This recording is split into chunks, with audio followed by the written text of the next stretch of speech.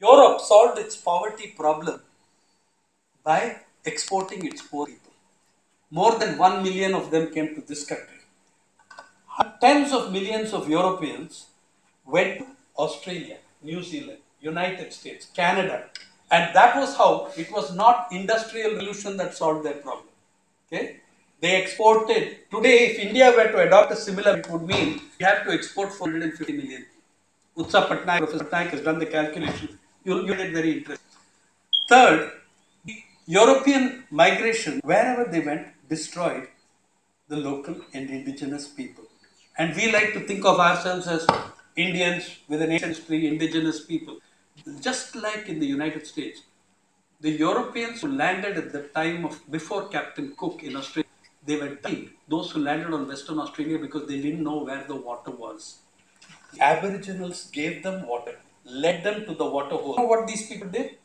They poisoned the water holes of the Aboriginals and killed them in lakhs and lakhs. Some of the Aboriginals of Western Australia are linked with our own populations. You know, our Austro-Asiatic people. So migration, now I am a migrant and I benefit. I'm a Telugu whose parents came to Chennai from coastal Andhra. Right? I was born and brought up in Tamil in Chennai. I shifted as a migrant. I went to Delhi for my higher education to JNU. I gained enormously. In 1982, Mumbai, 81, I shifted to Mumbai. I gained enormously. It had everything to do with my class background, my social capital, my caste networks, and everything else. When you come from that background, when you have the skills and the resources, each migration makes my life better.